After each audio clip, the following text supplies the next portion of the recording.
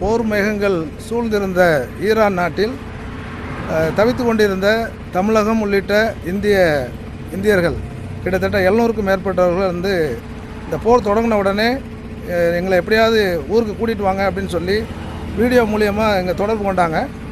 அப்போ வந்து நம்ம நாட்டில் இருக்கக்கூடிய நிறைய கட்சிகள் எல்லாருமே வந்து அவங்கள கொண்டு வரதுக்கான முயற்சிகளில் ஈடுபட்டாங்க.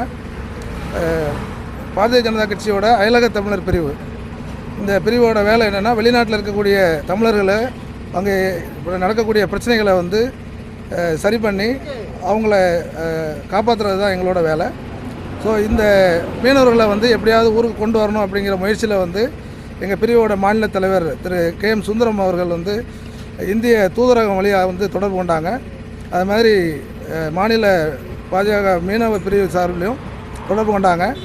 இதோட பெரும் முயற்சியில் வந்து இந்திய அரசாங்கம், இந்திய தூதரகம் ரெண்டும் முயற்சி எடுத்து பாரத பிரதமர் மாண்புமிகு நரேந்திர மோடிஜி அவர்கள் முயற்சி எடுத்து மாண்புமிகு ஜெய்சங்கர்ஜி வெளியுறவுத்துறை அமைச்சர் இவங்களோட பெரும் முயற்சியில் வந்து, அதுபோல் மாநில தலைவர் நயினார் நாகேந்திரன்ஜி இவரோட பெரும் முயற்சியில் வந்து 345 இந்தியர்கள் வந்து நேற்றைக்கு விமானம் மூலியமாக சென்னை வந்து சேர்ந்தாங்க.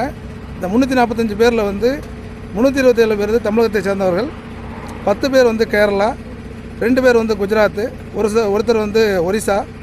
ஸோ இவங்களில் 175 பேர் வந்து கன்னியாகுமரி மாவட்டத்தை சேர்ந்தவங்க, 80 பேர் வந்து திருநெல்வேலி மாவட்டத்தை சேர்ந்தவங்க.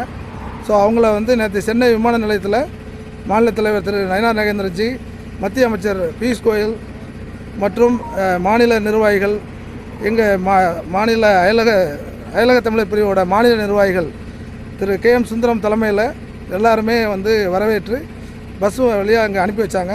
ஸோ இங்கே திருநெல்வேலியில் அவங்கள வரவேற்று திரும்ப அவங்க சொந்த ஊருக்கு அனுப்பி வைக்கிறோம்.